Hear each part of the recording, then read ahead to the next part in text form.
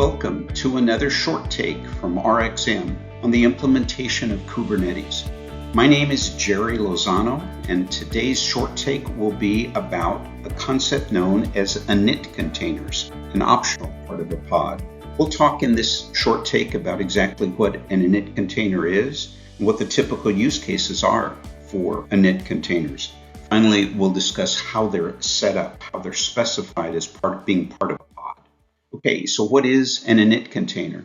It's really a startup container, an initial startup container that's specified along with the pod. And the interesting thing about an Init container is that it must complete successfully. Otherwise, no other containers in the pod will launch. The purpose of an Init container is to do startup tasks that would be common and useful to all the remaining containers within the pod. You can think of an Init container as performing a checklist of prerequisites for the pod. Since an Init container, if it fails, prevents the pod from launching, then this checklist, unless completed successfully, would fail the pod.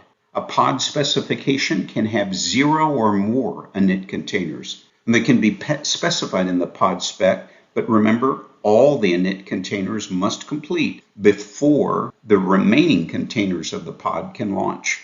Here is an example YAML file calling out one Init container as part of this pod.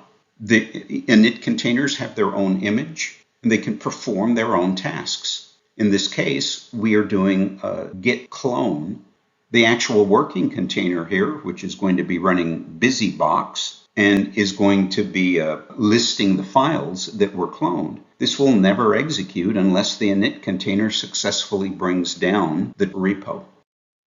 What is the need for Init containers?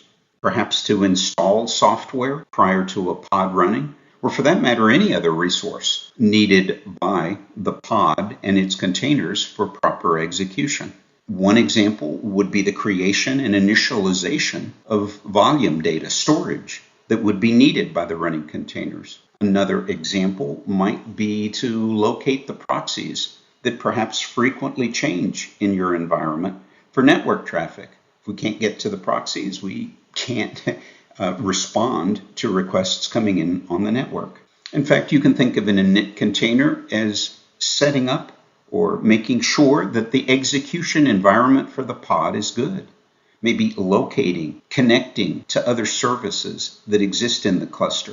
I mean, where is the Kafka broker today that maybe our pod needs to work with? And again, I mentioned that Init containers could be taking the role of a checklist to ensure that prerequisites are met for a pod, right? There's no reason to continue this pod execution unless we can find the Kafka broker. Maybe we don't have good credentials to connect to other needed services. If that's true, let's stop now. I'd point out that some prerequisites maybe are better handled in other sections of the spec file. For example, minimum memory requirements or CPU availability would probably be best handled in the container resource requests section of a spec file. One reason to use Init containers is the same reason that we use constructors in object-oriented programming. For those of you familiar with OOP, you know that we carefully control the construction, the initialization of every object with code. We make sure that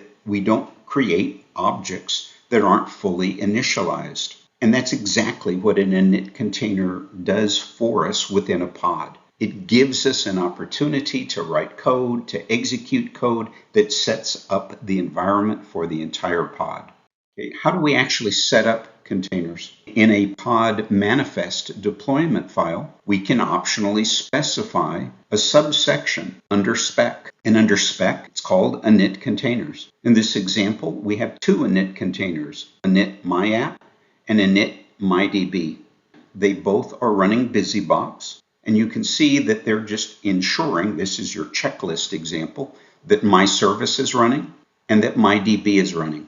And until and unless we can establish that connection to my service and mydb, this pod will not launch the real container listed over here. You'll notice that the Init Container section has the same subfields as does containers, including name, image, command, and args, and many others. The only difference in the subfields of containers and Init Containers is that Init Containers doesn't have the need for liveliness probes, or any probes for that matter. Init Containers should start, they should execute, and they should stop. So we don't need to be probing them once every 3 minutes to see if they're still there. So there's no reason to use those subfields under Init Containers. But otherwise, it's the same set of subfields.